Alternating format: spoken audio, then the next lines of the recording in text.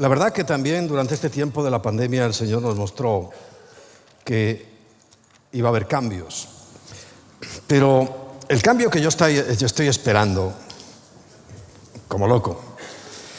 Y hoy por fin, después de mucho tiempo, os voy a hablar de algo que nos va a motivar y a impulsar para tener todavía una mayor consagración, un mayor deseo de agradar al Señor.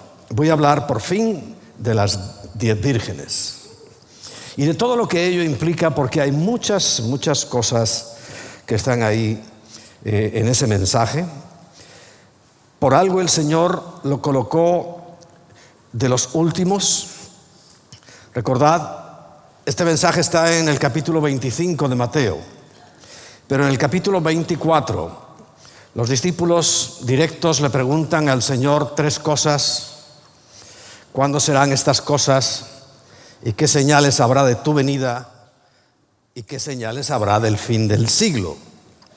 Estas cosas se refería a que acababa de decir que ese majestuoso templo en Jerusalén iba a ser destruido, pero no de cualquier manera, sino que no iba a quedar piedra sobre piedra.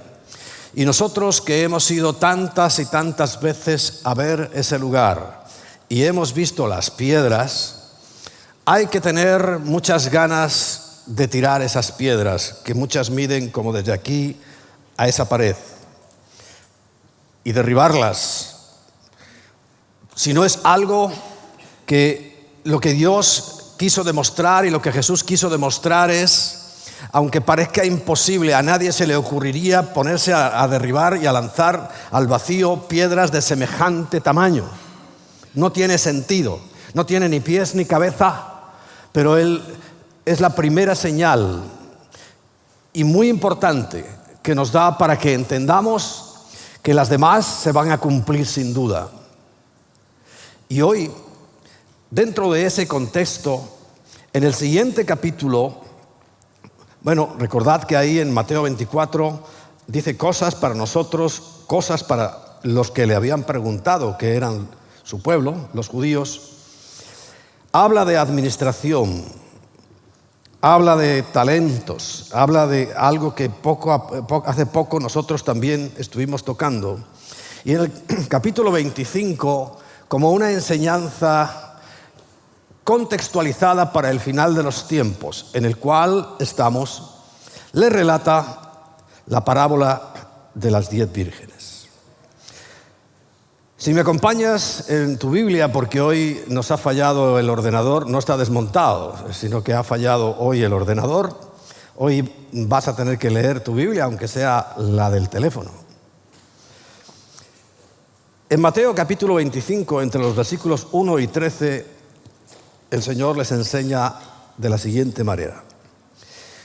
Entonces el reino de los cielos será semejante a 10 vírgenes que, tomando sus lámparas, salieron a recibir al esposo. 5 de ellas eran prudentes y 5 insensatas. Las insensatas, tomando sus lámparas, no tomaron consigo aceite, mas las prudentes tomaron aceite en sus vasijas juntamente con sus lámparas. Y tardándose el esposo, cabecearon todas y se durmieron.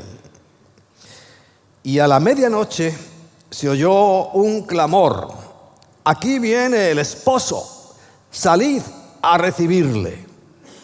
Entonces todas aquellas vírgenes se levantaron y arreglaron sus lámparas.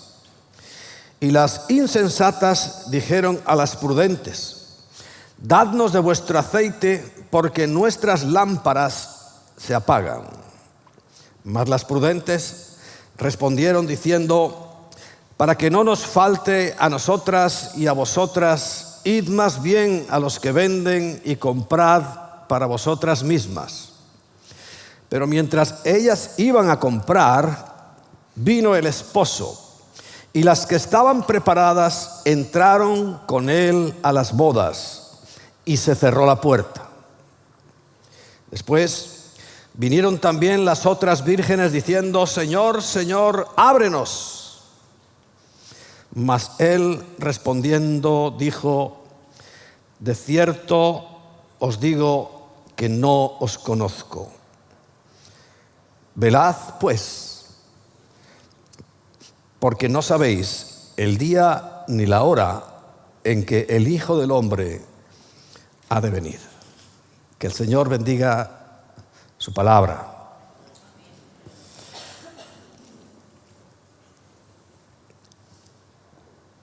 Primero tenemos que destacar que el Señor hace una analogía de una boda judía de su época con el arrebatamiento de la iglesia. Por tanto, hay muchas lecciones que nosotros debemos extraer de aquí. Si comienzo por el final y recuerdo lo que dice Mateo capítulo 7, también los versículos 21 al 23, si lo recordáis, y si no, os lo voy a leer. Porque la última parte, cuando vinieron aquellas vírgenes imprudentes, insensatas, y le dijeron: Señor, Señor, ábrenos. Mas él respondiendo le dijo: de cierto os digo que no os conozco. No fue la primera vez que lo pronunció estas palabras. Ya en el capítulo 7 había dicho esto mismo. Cuando en el versículo 21 al 23 dice: no todo el que me dice Señor, Señor, entrará en el reino de los cielos. ¿Quiénes dicen Señor, Señor? Los de la iglesia, los de las iglesias. La gente en la calle no está diciendo Señor, Señor.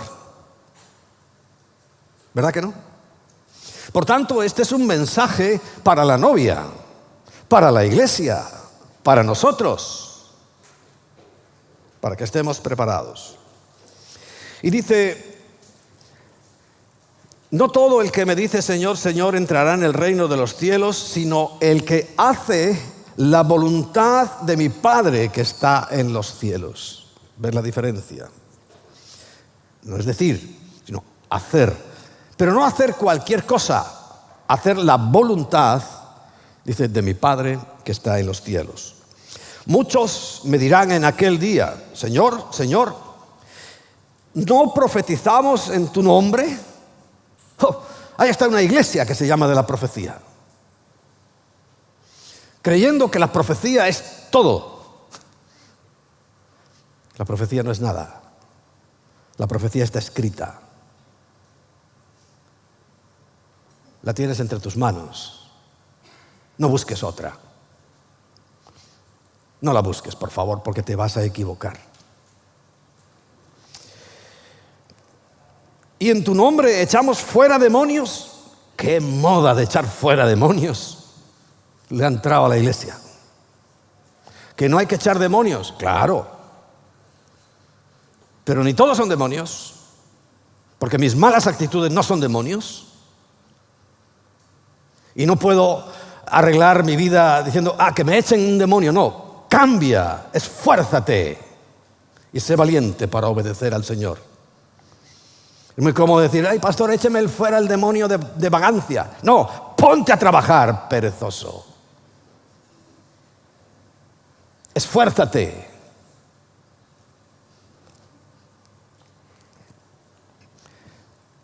Y en tu nombre hicimos muchos milagros. Y entonces les declararé, decretaré, ¿no? Eso que les gusta tanto ahora, decretaré: nunca os conocí, apartaos de mí, hacedores de maldad. Muy fuertes esas palabras. Porque hoy ya no se predica de la segunda venida de Cristo, y mucho menos del arrebatamiento. Recordad, hay tres cosas que están siendo terriblemente atacadas, que llevo todo este año poniéndolas en claro para que al menos tú te enteres. Te voy a decir algo: no vas a tener excusa. No vas a poder decir: es que no me dijeron, porque sí te lo estoy diciendo. Ya estamos a mitad de julio. y llevo desde que comenzó el año diciendo estas cosas. He hablado del diezmo. Es importantísimo el diezmo. Está siendo terriblemente atacada la razón, porque Satanás quiere ver una iglesia empobrecida, que no tenga medios, que no pueda salir a evangelizar, que no pueda hacer nada porque sea tan pobre, que como me llegó una nota que la verdad me encogió el corazón. Durante la pandemia me escribió el presidente del CEM, que es el Consejo Evangélico de Madrid, diciendo que si yo conocía algún caso, porque ya los había habido, de alguna iglesia que no pudiera pagar y los hubieran echado del local. Una iglesia empobrecida, Satanás contento. Como te dijo Emma, no es nuestro problema. Nosotros hemos hecho los deberes, no te olvides. Había que hacer los deberes y los hemos hecho. Pero eso está pasando. Iglesias empobrecidas. La primera cosa y la más fundamental, están negando la deidad de Jesucristo. Que Jesucristo no es Dios. Que era un hombre, sí, extraordinario, pero un hombre. Y creo que demostré con una lista inmensa de versículos la deidad de Jesucristo. Por ahí está en el internet, podéis verlo. Y la tercera cosa era esto precisamente, el arrebatamiento. ¿Para qué? Para que la novia no se prepare, para que la novia se entretenga en otras cosas. Y cuando llegue el momento, oiga del Señor, no te conozco. No has hecho lo que yo te dije, has hecho otra cosa, que a ti te ha parecido, que tú creías que estaba bien, pero no lo que yo te dije. Porque recuerda, la puerta se cierra y queda fuera, y allí es el llanto y el crujir de dientes. Bien. Las prudentes, vamos a Mateo 25 ya, dice que llevaron sus lámparas, pero además aceite de reserva en sus vasijas. Pero las insensatas no. Lo primero que deberíamos aclarar es qué es la lámpara y qué es el aceite. La Biblia nos lo aclara todo. En el Salmo 119, versículo 105, dice, lámpara es a mis pies tu palabra. O sea que la lámpara es la palabra y lumbrera en mi camino. Y el aceite, creo que todos sabemos que es el Espíritu Santo, el Ruach HaKodesh, el Santo Espíritu de Dios. Quiere decir que la lámpara se le pone aceite y mediante una mechita arde. Arde hasta que dura el aceite.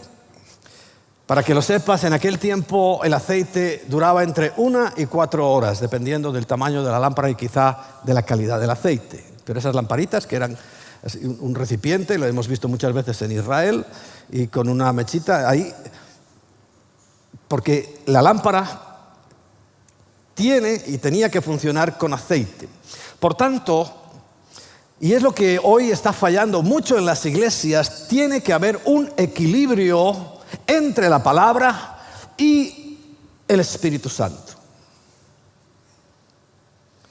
Es lo mismo, pero es que entenderás a estas alturas que hay mucha gente que hace un énfasis tremendo en la palabra y hacen unos estudios de la palabra impresionantes, detallándote hasta el más mínimo detalle de la palabra, que eso hay que hacerlo, está muy bien. Sin embargo, otros casi dejan de lado la palabra, ni siquiera la abren y empiezan en eso que han llamado sobre todo las nuevas manifestaciones del Espíritu. Recuerda que no he dicho santo, sino del Espíritu. Y hacen una serie de cosas ridículas, muchas de ellas horribles, y cuando tú te pones a estudiar, te das cuenta que están enlazadas con costumbres paganas y satánicas. Perdón. Por ejemplo, esa moda que entró de que cuando alguien estaba lleno del Espíritu Santo empezaba a hacer cosas raras y a temblar y se tiraba al suelo. Eso está enlazado directamente con una práctica hindú que se llama Kundalini. Míralos, que hoy en internet te da la facilidad y verás que hacen lo mismo. Empiezan a hacer aspavientos.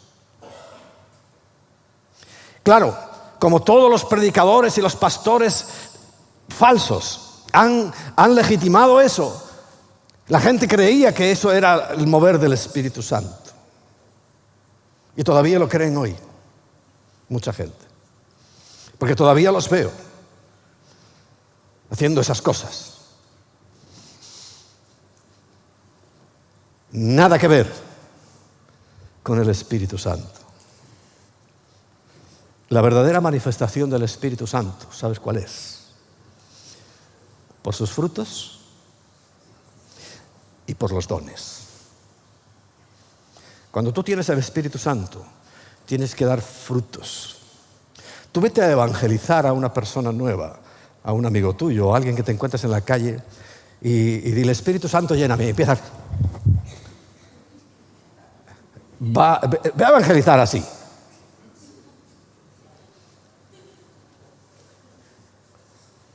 Pero si tú tienes fruto, ¿sabes lo que va a pasar? Lo van a ver. Porque el fruto se ve. ¿Cuál es el fruto del Espíritu? Es un racimo de uvas, como un racimo de uvas. No es que sea un racimo de uvas, como un racimo de uvas, y tiene 12 frutos. Amor, gozo, paz, nada que ver con las cosas. Paciencia, benignidad, bondad, fe, mansedumbre y dominio propio, templanza. Cuando tú manifiestas el fruto, entonces estás manifestando el Espíritu Santo. ¿Y los dones? Hay dones de lenguas, hay dones de profecías, sí, hay dones de interpretaciones de lenguas, hay dones de servicio. Eso, hoy qué poco nos gusta los del servicio. Mejor ser profeta y decir aquí 4 mamarrachadas.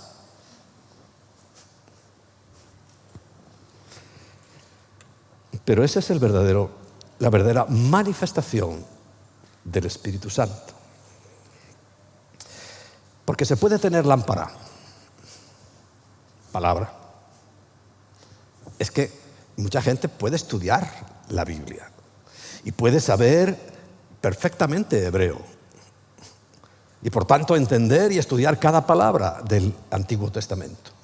Y puede entender el griego y puede estudiar cada palabra del Nuevo Testamento. Pero es solo palabra. No arde, no alumbra. Ayer contaba, no me acuerdo por qué razón, que cuando yo comencé a venir a una iglesia, invitado por Emma, os lo he contado algunas veces que yo me quedaba atrás en la puerta y oía unos estudios de la Biblia, porque en aquel tiempo no había predicador, no había pastor. Había un diácono. Un diácono es un hermano de la iglesia más espabilado y que se encargaba de asuntos y negocios de la iglesia. Y hacía unos estudios de la Biblia inmensos. Buenísimos. Pero, rollo. Para mí, que era nuevo, que además venía prejuiciado porque yo era católico. Muy católico. Del Opus Dei. No me valía cualquier cuento por ahí. Y ahí aguantando, mirando, bueno, a ver si ya termina este hombre para que salga ya Emma y nos vamos a comer. Porque era lámpara sin aceite. Cuando llegó el predicador, yo empecé a ver la diferencia. Yo no sabía nada. Era una lámpara mejor que la del otro, pero con aceite. Y empezó a brillar. Y yo ya no me iba tanto de la puerta.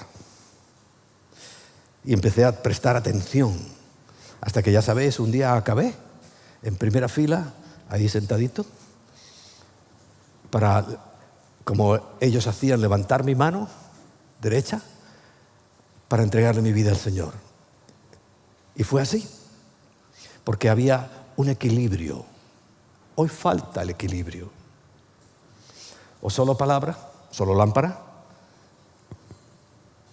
o aceite, sin palabra, sin lámpara, sin fundamento.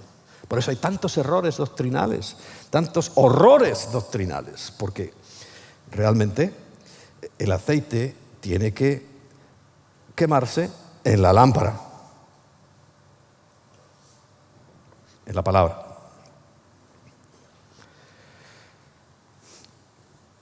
Como vemos en el relato, las 10 estuvieron encendidas. Habla de 10 vírgenes, todas encendidas. Y muchos de nosotros ya ni pertenecemos a esa época, ni siquiera yo. Pero os cuento que la iglesia ha estado ardiendo, avivada. Sobre todo hubo una época entre los años 40, 1940, hasta principios de los 90. Pero durante esos tiempos, si tú miras las predicaciones, eran predicaciones que llamaban con fuego. Primero, fue el esfuerzo evangelístico mayor, más caro de la historia.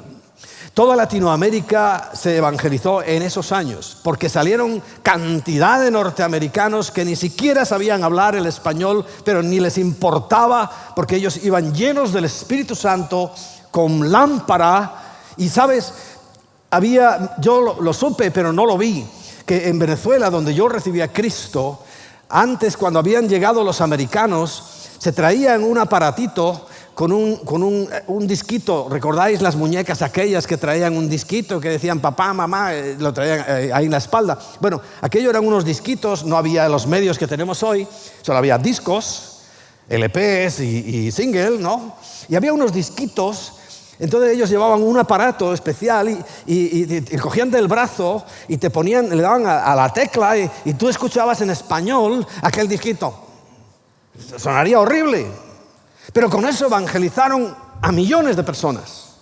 Y hoy lo que hay en América Latina, lo que está pasando en América Latina, era todavía el esfuerzo evangelístico de aquella gente. Salieron en masa y eso costó millones y millones y millones de dólares. Pero había gente que los pagaba con gusto.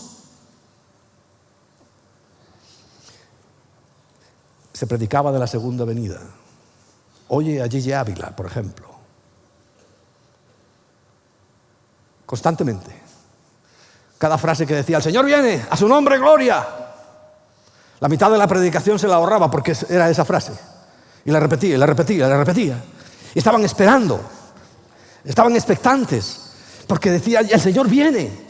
Y todo el mundo lo creía. Y estaban esperando, ya viene. ¿Y qué iba con eso? Arrepentimiento. ¿Y qué iba con eso? Santidad. Y en esa época la gente se esforzaba por la santidad y dejaban todo por servir a Dios y estaban en tensión, ¿no? Tú has estado en tensión.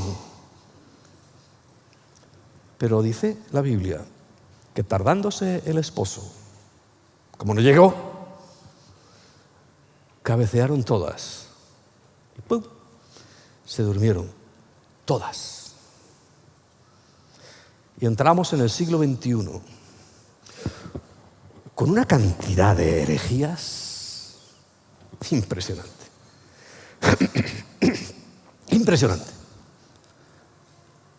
La iglesia se durmió. ¿Sabes que los ladrones roban sobre todo mientras duermes, no? Y entraron los ladrones en la iglesia. La iglesia hablo en general, ¿no? De todas, del cuerpo de Cristo, porque todas cabecearon y se durmieron. Y cuando uno duerme, sueña. Y este ladrón, que nos conoce muy bien, puso argumentos a los sueños, porque recuerda, Calderón de la Barca dice que los sueños son. La realidad es otra cosa.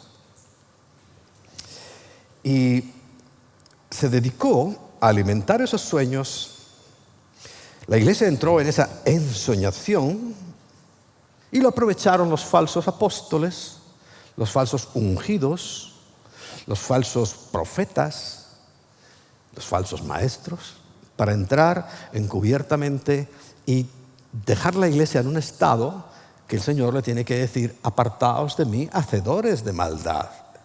Y se lo dice a la iglesia, no al mundo, a la iglesia. Entonces, quiere decir, y una de las cosas que llegó es el evangelio este del reino, le llaman el kingdom now, kingdom es el reino ahora, que creen que, como dije el otro día, todos los gobernantes de la tierra y todos los ministros tienen que ser cristianos, y entonces ya vendrá Cristo. Pero eso no está en la Biblia.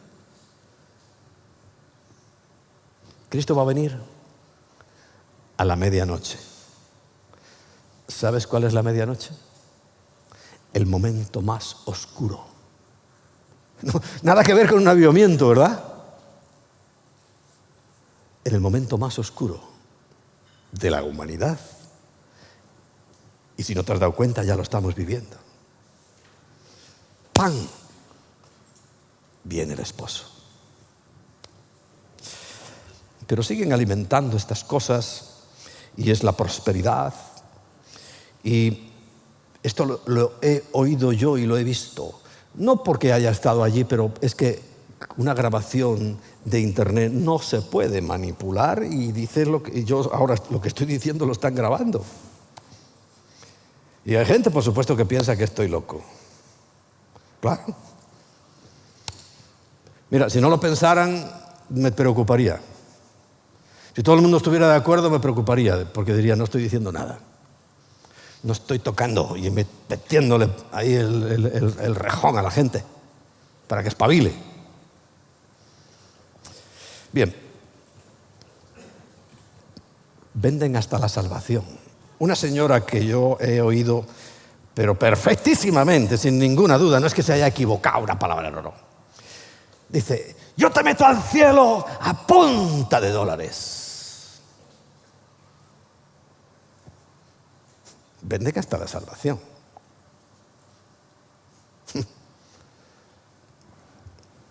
O sea que si tú pagas, vas a decir: ¿pero eso dijo Jesús? ¿Qué le dijo Jesús a esa gente? Cuando querían ni siquiera la salvación, comprar el don del Espíritu Santo, ¿recuerdas? Aquel Simón el mago. ¿Y sabe lo que le dijo Pedro? Tu dinero perezca contigo. Pero hoy venden milagros, hoy venden la salvación. Esa es la situación de la novia de la iglesia. Pero quiero entrar en algunos detalles, porque uno dice: bueno, es que esto es una historieta. No. Esto estaba basado sobre la realidad. Te voy a contar detalles muy concretos de cómo era una boda en el tiempo de Jesús, que es cuando les estaba enseñando. No le podía explicar cómo era una boda hacia 1000 años porque no iban a entender, y aunque él pudiera, no le iba a contar cómo es una boda hoy. Tenía que hablarles para que entendieran los del momento. Los del momento entendían perfectamente. Y te voy a dar detalles de lo que es una boda. Primero, una boda eran 7 días. 7 días de fiesta, pero además para toda la comunidad. O sea, imagínate, si Belén tenía 300 habitantes, había que estar 7 días alimentando a los 300 habitantes. ¿Sabes cuánto cuesta eso? Un dineral. Entonces, a algún rabino o al grupo de rabinos se le ocurrió algo. Bueno, como es muy costoso para una sola familia, lo que vamos a hacer es juntar 10 bodas. ¿Por qué 10? Tú sabes que si tú, yo no es que sea numerólogo, pero sí veo los números. ¿Sabes que 10 representa a la iglesia? 10 es el número que ellos necesitan para orar, de personas. Entonces decidieron, bueno, el 10 es un buen número bíblico. Entonces, bueno, a ver, aquí, en Leganés, vamos a esperar a que haya 10 jóvenes, 10 parejas jóvenes que se quieran casar. Entonces, lo hacemos a la vez y ya el coste se reparte entre 10. Ya no es la carga para una sola familia, sino que era para 10. Buena idea, ¿no? Bueno, eso se hacía en el tiempo de Jesús. Era la práctica habitual en el tiempo de Jesús. Por eso habla de 10 vírgenes. No es casual. No es casual. La novia la negociaba el padre del novio, y el padre de la novia se ponían de acuerdo. El suegro no podía negar la novia al muchacho. De tal manera que podía llegar un muchacho, ver a la chica más guapa del pueblo y él ser el más feo, de esos que ayer veía un chiste muy bueno, que el gobierno está estudiando la posibilidad de que, aunque termine la pandemia, los feos sigan usando mascarilla.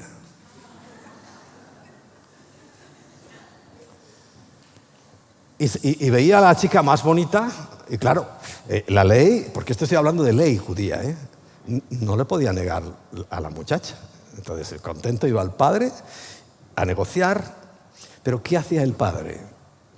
Si el muchacho, porque no le convenía, porque, claro, había intereses, lo mejor que era juntar una buena herencia con otra buena herencia. Si tenía yo buenas tierras y este chico no tenía nada, pues no me interesaba. Me interesaba otro que tuviera también muchas tierras y juntarnos y hacernos cada vez más ricos. El hombre siempre ha funcionado así, ¿verdad? Entonces, ¿qué hacía el padre de la novia para sacarse de encima al muchacho? Le ponía un precio muy alto, impagable. Él no lo podía pagar. Entonces el muchacho, bueno, pues todo mi gozo en un pozo. Tenía que ir a buscar a otra chica, porque el precio no lo podía pagar, porque había que pagarlo. Por la novia, había que pagarlo. Si era un camello, era un camello. Si eran 100 camellos, 100 camellos. Pero una vez que se acordaba, había que pagarlo. Pero fíjate aquí, yo veo el corazón de Dios y una realidad.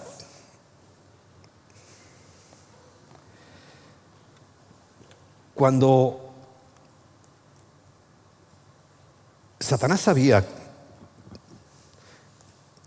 que Dios tenía interés en nosotros, en los humanos, en salvarnos, ya se lo manifestó en el huerto del Edén. No es que un día amaneció y le dio por ahí, no. Ya en el huerto del Edén dijo que nos iba a rescatar. Pero hoy una de las cosas, de los errores más graves doctrinales que hay, es que piensan que Jesucristo es el rey de la tierra, y no es el rey de la tierra. Hoy la tierra, toda, está gobernada por el príncipe de este mundo. ¿Quién es el príncipe de este mundo? Satanás. ¿Tú recuerdas cuando tentó a Jesús después de 40 días de ayuno, antes de comenzar su ministerio? Le ofreció todos los reinos de la tierra. Y Jesús no le dijo nada en contra, porque son de él. Y los gobernantes son de Satanás, y él los maneja.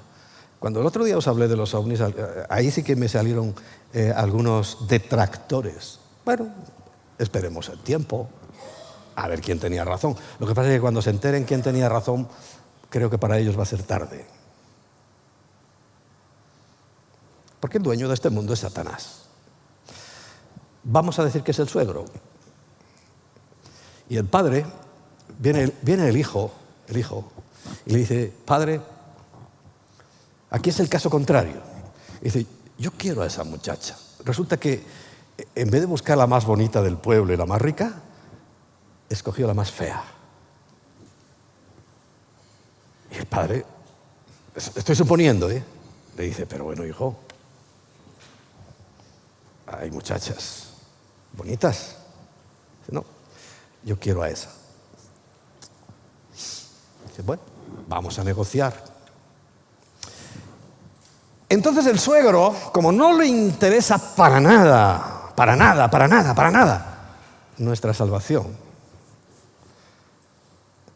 por ley le pone un precio muy alto, impagable.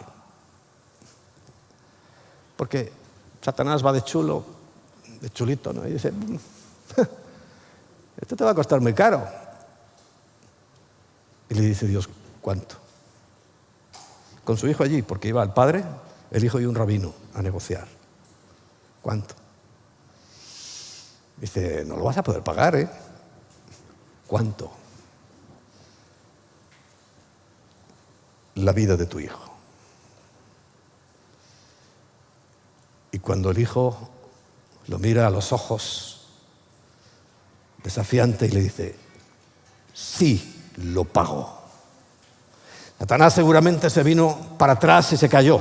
Ese sí que se cayó al suelo. ¿Cómo? Pero como había un rabino, un testigo, y el precio estaba fijado, y dijo, sí, lo acepto, ya no se podía echar atrás. Y tuvo que entregar a los de la humanidad que creen en Cristo al matrimonio.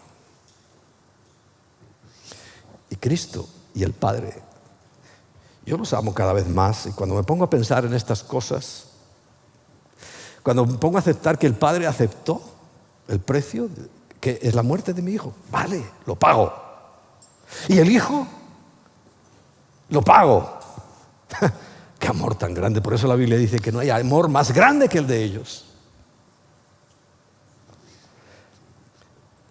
Satanás nunca pensó la disposición que había en el cielo para aceptar el precio tan alto por una novia sucia, inmunda, inmoral, llena de pecado.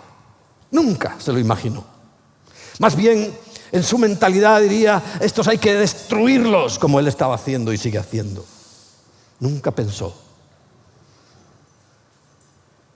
Y por eso yo alerto a los cristianos, que somos parte de esa novia sucia, inmoral, llena de inmundicias, de iniquidades, y que el Señor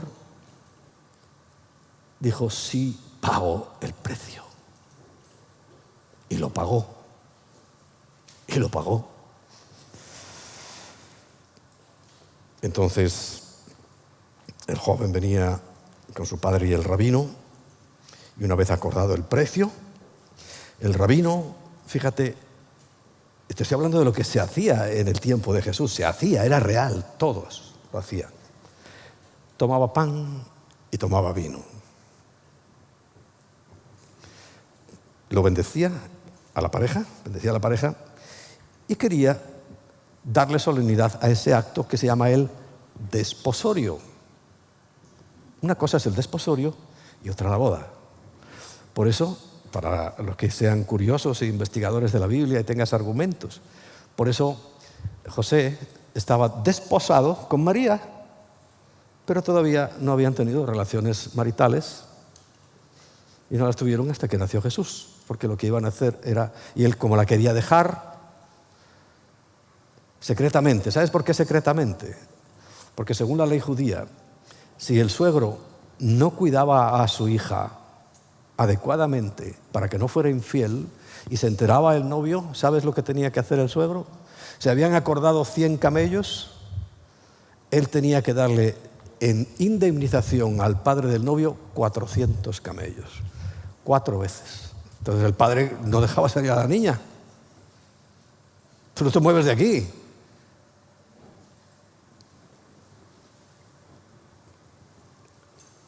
Entonces, tomaban pan y vino para certificar ese momento,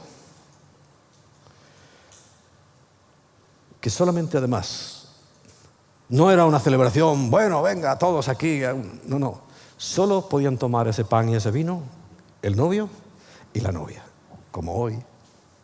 Jesús lo tomó Recordábamos la semana pasada con sus discípulos, con su novia, una representación de la novia, y les dice: aún lo voy a tomar con vosotros en otro lugar.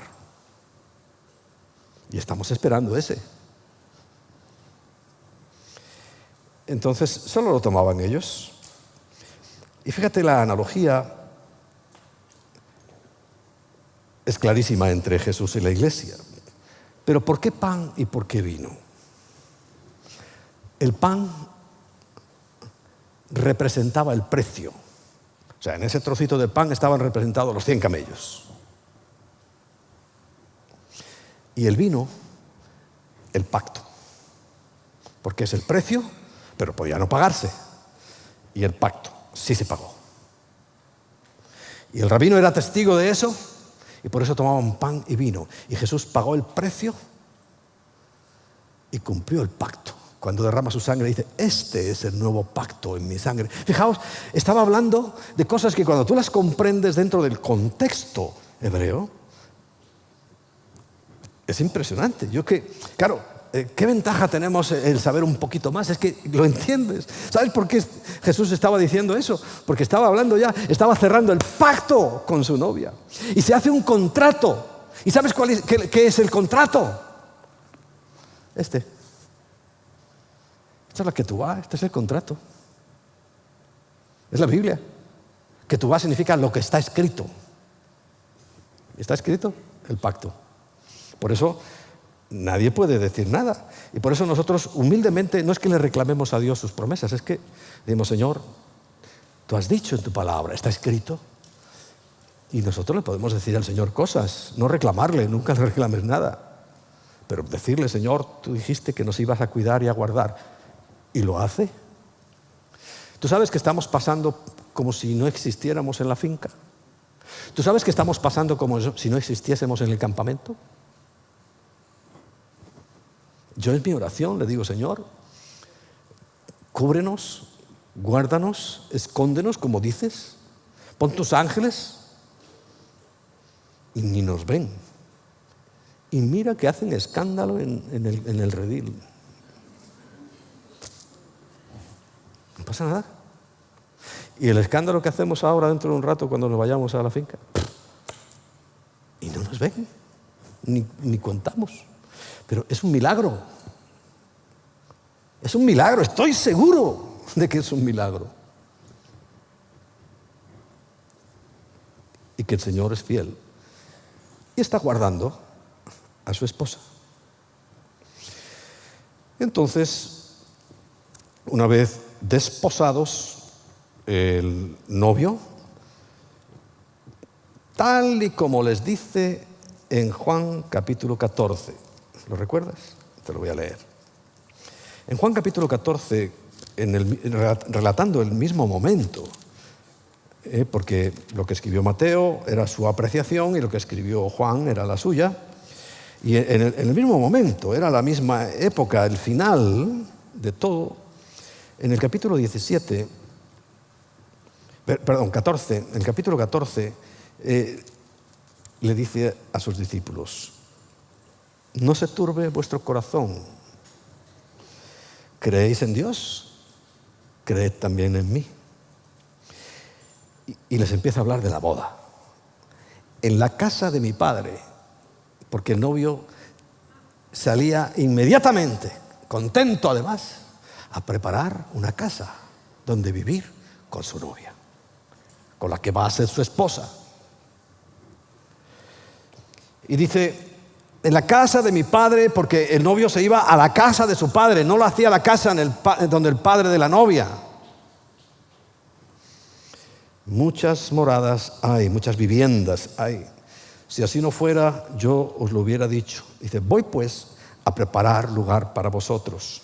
Y si me fuere y os preparare lugar, toma nota de esto porque vamos a hablar ahora, vendré otra vez. Y os tomaré a mí mismo. A mí, pues sois míos, he pagado el precio. Para que donde yo estoy, vosotros también estéis. Maravilloso. Está hablando de la boda. Claro, si tú no entiendes cómo era una boda, pues te quedas en blanco. Lo crees porque lo crees, pero no lo argumentas. Y yo ahora creo que estoy poniendo cosas muy claras, porque además es que es nuestra historia, es que la novia somos nosotros. Y el novio es Cristo. Y está a punto de suceder lo que va a acontecer a toda la humanidad, que los va a dejar con la boca abierta. Que por supuesto que Satanás querrá interrumpir. ¿Cómo no? Si es la Biblia. ¿Cómo no va a querer interrumpirlo? Pero es cuando el Apocalipsis 12 dice que de una patada del segundo cielo, ¿a dónde lo manda? A la tierra. Del segundo lo manda, del tercero lo mandó al segundo, del segundo al primero, del primero a la tierra.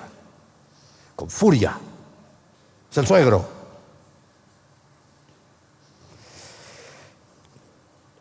Entonces, el novio, cuando venía, como acabamos de leer, daba señales. Era lo normal. Entonces, de su pueblo, imagínate que estaba a 3 kilómetros el pueblo, empezaba a tocarse el shofar, la trompeta. Y ya todo el mundo, ya los vecinos sabían. Y empezaban a avisarse unos a otros, y de casa en casa se iba gritando, de barrio en barrio, se iba gritando, ¿qué cosa? Ahí viene el esposo, salid a recibirle. Y el salir es el detalle. Y tenía que salir la novia de la casa. No estaba esperando en la casa que llegara el novio. A ver, fulanita, ¿estás aquí? No. Ella tenía que salir. Y todo era a la medianoche. Por eso hacían falta lámparas, ¿no? Porque era oscuro. Entonces, cuando salía la novia, que mientras tanto había estado esperando en casa, vestida y con su lámpara lista, ¿por qué siempre era a medianoche? ¿Y por qué tenía que ser a medianoche? Porque es en el momento más oscuro de la historia de la humanidad, y estamos en ello.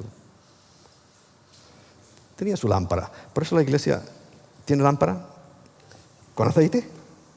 Eso es lo que estamos examinando.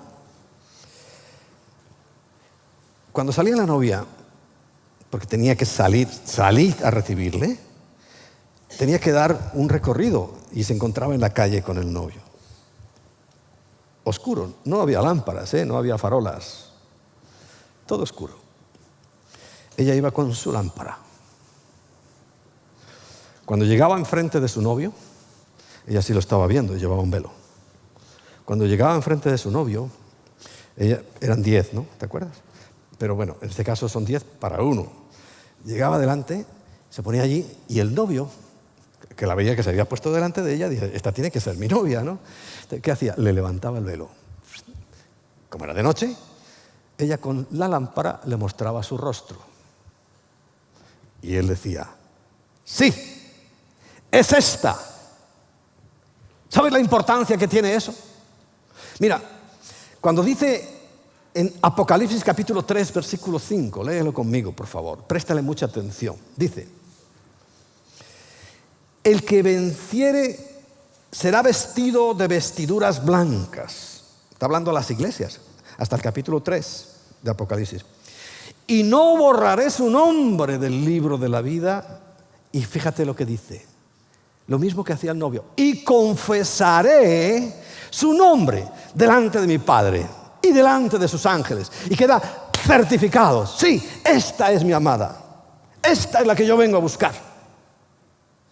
Esta es la que yo quiero. Porque la vio, la reconoció en medio de la oscuridad, porque tenía su lámpara y pudo alumbrar su rostro. Pero recuerda que estamos hablando de 5 que no pudieron hacer eso.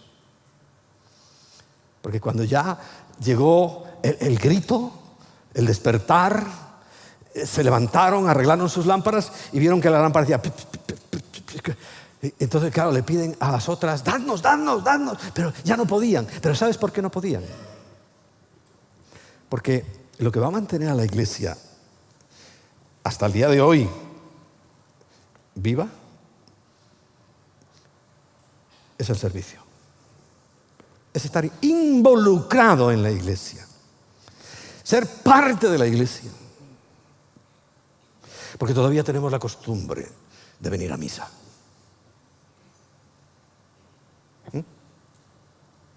Sí, eso no vale. Entonces, claro, involucrados. Ahora te enteras hoy y tú vienes aquí y dices, a ver, yo quiero ser. Pero es que está ocupado. Ya hay gente que está sirviendo. ¿Cómo hago? ¿Los dejo a ellos en el banquillo para ponerte a ti? No puedo. Ya hay diáconos. Yo llego aquí muy temprano, pero no tarda nada en sonar el timbre abajo. Porque empiezan a venir los servidores. ¿Los quito para ponerte a ti? No, no puedo. A estos chicos que se esfuerzan, ¿qué hago? ¿Los quito para que tú cantes? No lo voy a hacer. Por eso, a última hora, sí, a ver. Y ya no encuentran dónde servir. Y en esto, ¡pum!, llega el esposo. Y es que no pueden ni levantar el velo, es que ni siquiera están. ¿Comprendes? No sé quién soy. Yo he reconocido, ha levantado su velo, ha alumbrado su cara y he reconocido a mi novia. Pero a ti no sé quién eres. Qué tremendo, ¿no? Qué tremendo. Y estamos a punto. Y cuando quiera reaccionar, dice, id más bien a los que venden, pero no lo encontraron. Y cuando volvieron, la puerta ya se había cerrado.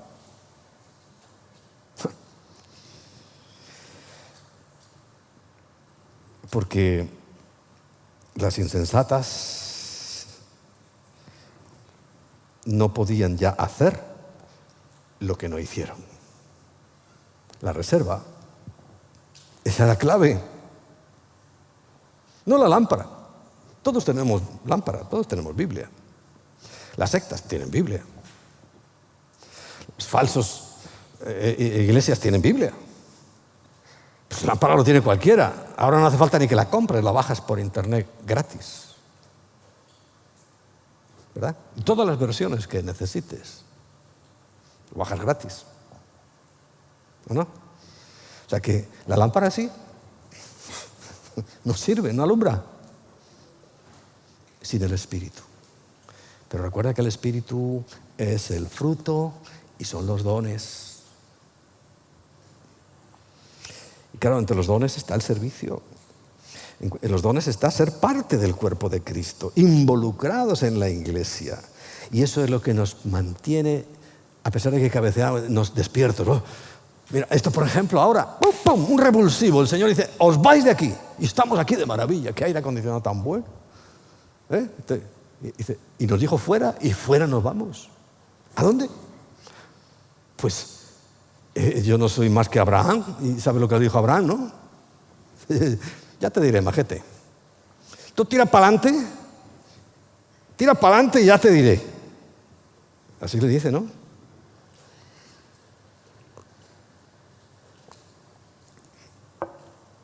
Pero yo salgo con la misma confianza que Abraham. Sé que vamos a llegar todos a la tierra prometida. Porque entre otras cosas te digo algo. Yo creo que va a ser este septiembre. Y ahora ya me saldrá otro montón de simpatizantes. Pero la próxima semana os voy a demostrar con la Biblia, porque yo pienso eso. Pero es para la próxima semana. Esto os mantengo ahí, con la zanahoria. Es que no puedo contar todo de un golpe. Bien, aparte de que ya algunos lo conocéis. Entonces, la sabiduría de las prudentes fue la reserva de aceite, ya que el novio pues se podía tardar, y se ha tardado. Claro que se ha tardado.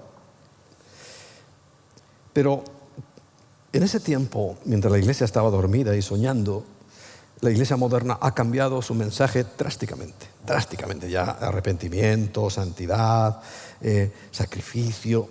Eso no existe. Esas palabras se borraron. Ya todo lo queremos ya. Rápido. Sin dificultades, sin pruebas. Todo sencillo. He oído a un predicador, yo con mis propios oídos. He tenido que leer el letrerito porque no sé inglés. Yo no le digo a mi iglesia del pecado porque ya bastantes problemas tienen. Así como lo estás oyendo. Pero si es que el problema de tu iglesia es el pecado, ¿cómo no le vas a decir del pecado? Pues el tipo dice que no. Que no. Yo les hablo de que son unos campeonazos. Bueno, vamos, que no hay como ellos. Son los mejores. Campeones. Qué distinta la realidad, ¿verdad? Ya para terminar. Algunos se están sorprendiendo. ¿Ya termina? Sí.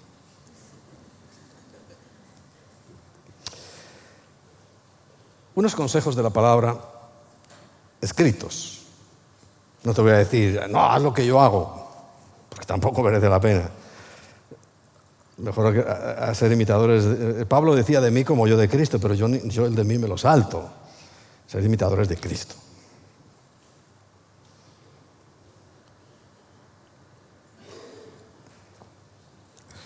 Pero en la palabra encontramos todo el consejo de Dios, todo.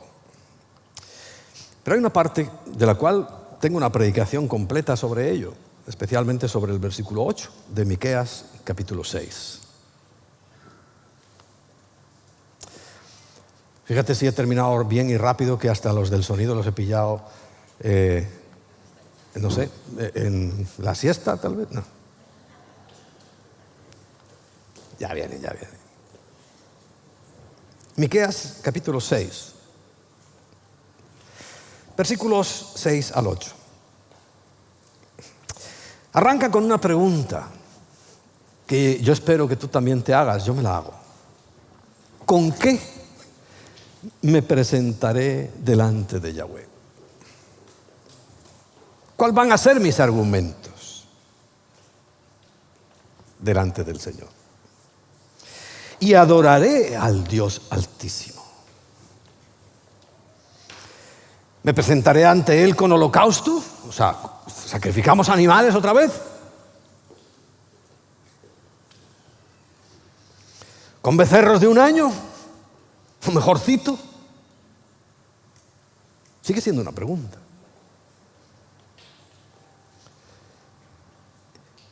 Y reflexiona con otra pregunta y dice, ¿se agradará Yahweh de millares de carneros que nosotros pudiéramos estar sacrificando aquí? Antiguamente creían que esa era la salvación y sacrificaban animales y eran ríos de sangre. Millares de carneros o 10,000 arroyos de aceite. ¿Con eso me presentaré? Fíjate, aún va más lejos. Daré mi primogénito por mi rebelión, porque sabes que Satanás exige sangre y el aborto es sangre inocente que él no se sacia. Y había en ese tiempo, en el valle del Ginón, allí se sacrificaban a niños al dios Moloc. ¿En Jerusalén? Sí, en Jerusalén. Porque creían que entregándole sus primogénitos, como los mayas y como los aztecas, entregándole a los niños sangre inocente, el Dios se iba a aplacar y les iba a dar buenas cosechas. Es una práctica que había. Y le llevaban comidas. Por eso dicen, animales. Y aún dice, daré mi primogénito por mi rebelión, el fruto de mis entrañas por el pecado de mi alma, porque ellos lo hacían. Pero el versículo 8, por favor, toma nota. Para que tengas aceite, ¿estás mostrando tus dones? Algún don tienes, si no la Biblia miente.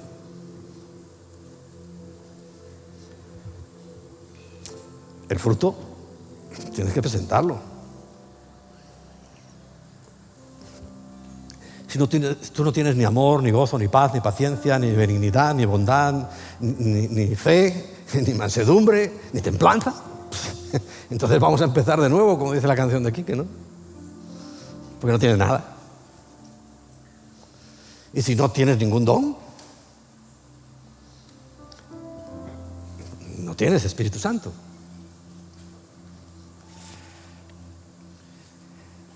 Pero, y la base en la palabra. Solo en las últimas predicaciones, ¿cuántos centenares de versículos he nombrado? Centenares. Solo para la carta del Padre.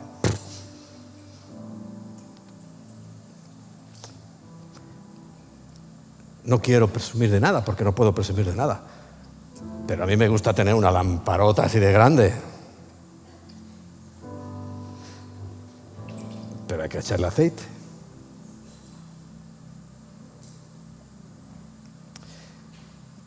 Y hay que tener reserva. Porque recuerda, duraba 1 a 4 horas. Si el Señor tardaba, claro, si yo pensaba, estoy sobrado. Aquí tengo yo para 4 horas. Esta lámpara la compré en Amazon. Esta lámpara es buenísima. Esto me aguanta. Y pasa 1 hora. Y pasan 2 horas. Y 3 horas. Y 4 horas y aquello empieza. Y se me olvidó. Y ves a la otra que de repente le pasa lo mismo. Porque a las 10 le pasa lo mismo. Y saca su botellita, como tienen los niños en el campamento, ¿no? Y echa más aceite. Y aunque el esposo tardare, porque ¿sabes por qué hay que tener la lámpara, no? Porque si no, el esposo no te conoce. Y si no declara tu nombre delante del Padre y delante de todos los testigos, te quedaste soltera. No os conozco. No he podido verte. Y solo te voy a ver con la lamparita.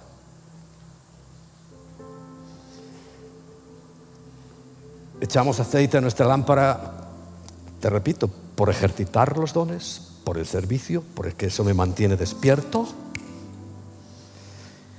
Y dice el versículo 8: oh hombre, ser humano, Él te ha declarado lo que es bueno, nada de lo anterior, nada. ¿Y qué pide Yahweh de ti? Toma nota. 3 cosas. Y dice, solamente hacer justicia. ¡Uy, Dios santo! En estos tiempos, ¿justicia? ¿Qué es eso?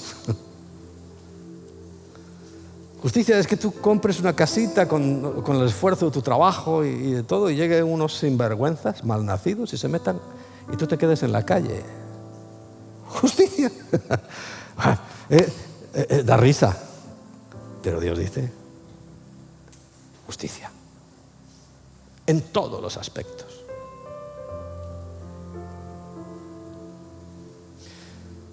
Y amar misericordia. No decir, bueno, mira, esto hay que hacerlo, voy a buscar la monedilla que tengo por aquí. Dice, ay, qué misericordioso soy. No, hay que amar misericordia. Tienes que desear hacerlo. Tiene que arder en tu corazón ayudar. Es amarla. Ni siquiera hacerla ahí por compromiso, porque todos lo hacen. Te lo vuelvo a repetir para que lo sepas, porque tú eres parte de la iglesia. En cuanto empezó el confinamiento, ya os lo dije el otro día cuando hablé de la administración, ¿sabes lo que hice? Dar todas las ayudas. Yo sé que otros lo hicieron, no, hay que guardar, porque ¿y ahora qué va a pasar? Yo di todas las ayudas. Todas las que damos a lo largo del año, las di. Digo, a ellos les hará falta. Pero yo sé quién he confiado. Yo sé quién es mi padre.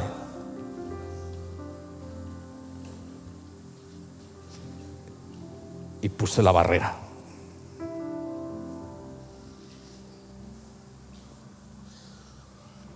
Cuando llegó aquella nota me entristeció de saber que hay iglesias que por no poder pagar, no un arriendo como os ha dicho, aquí pagamos cerca de 7.000 o 7.000 y pico euros con el IVA, porque son 600, 500, 700 valen los locales pequeños, no podían pagarlo.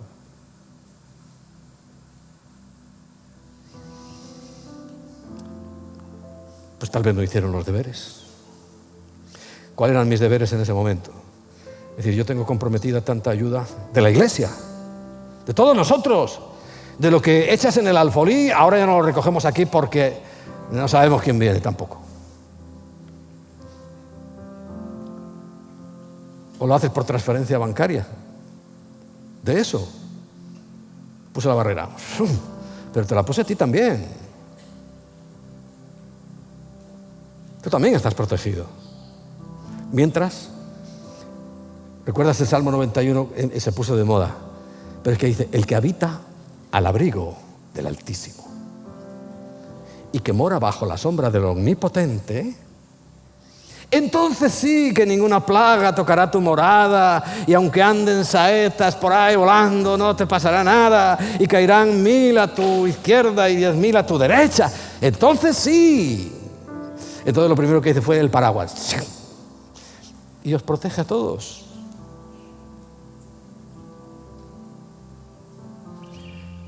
Y mira, no quiero ni que me lo agradezcas, porque es mi obligación. El que sabe hacer lo bueno y no lo hace, le es pecado.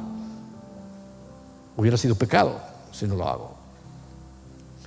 Pero eso es lo que tienes que saberlo, porque a lo mejor dices, oye, pues a mí, mira, dentro de lo que cabe yo estoy bien.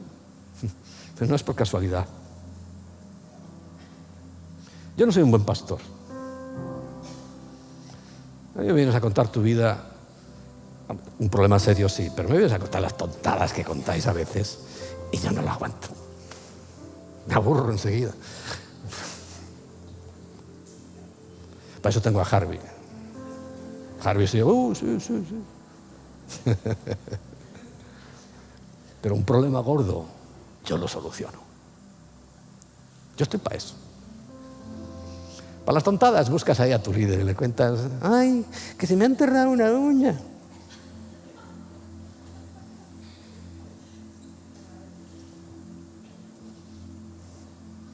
Bueno.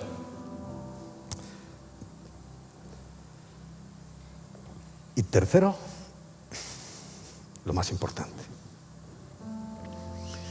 humillarte ante tu Dios.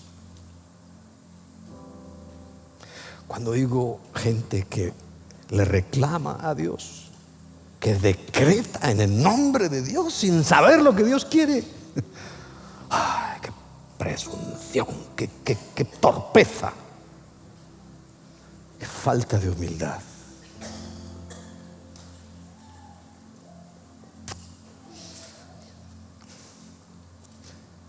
Así que apúntate a esas 3 cosas. Hacer justicia, amar la misericordia y humíllate ante tu Dios. Ahí estás echando aceitito en tu reserva. Sirve mientras puedas.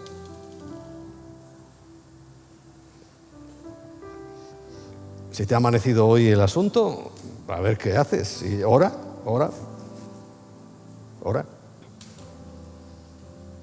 Porque entonces es que no estás manifestando, no tienes aceite, no estás manifestando dones, no estás manifestando nada, fruto.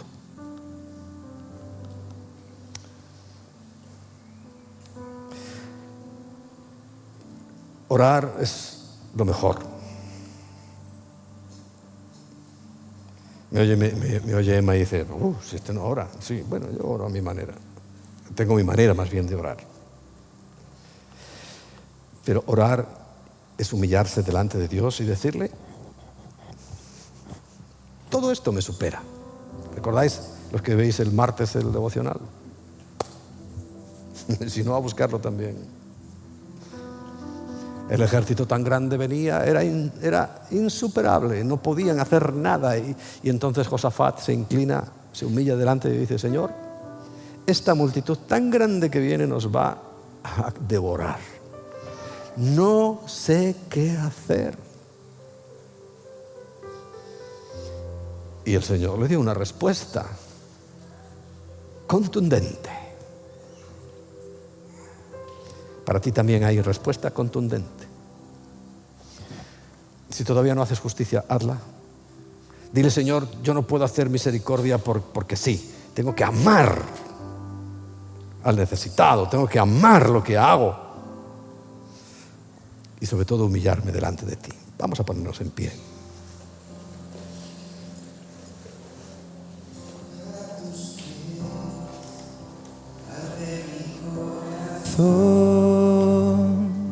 A tus pies entrego lo que soy. Es el lugar de mi seguridad, donde nadie me puede señalar. Me perdonaste,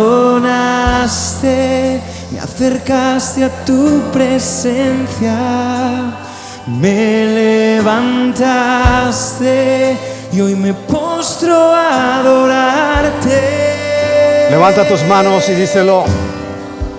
No hay lugar más alto, más grande que estar a tus pies, que estar a tus pies. No hay lugar más alto, Más grande que estar a tus pies, que estar a tus pies. Y a tus pies arde mi corazón. Ahí es donde quiero estar, a Señor. tus pies yo entrego lo que soy. Es el lugar de mi seguridad, donde nadie me puede señalar. Tú me perdonaste, me acercaste a tu presencia y me levantaste. Yo me postro a adorarte. Oh, no hay lugar más alto, más grande que estar a tus pies, Que estar a tus pies. no hay lugar más alto, más grande que estar a tus pies, que estar a tus pies. Y aquí permaneceré,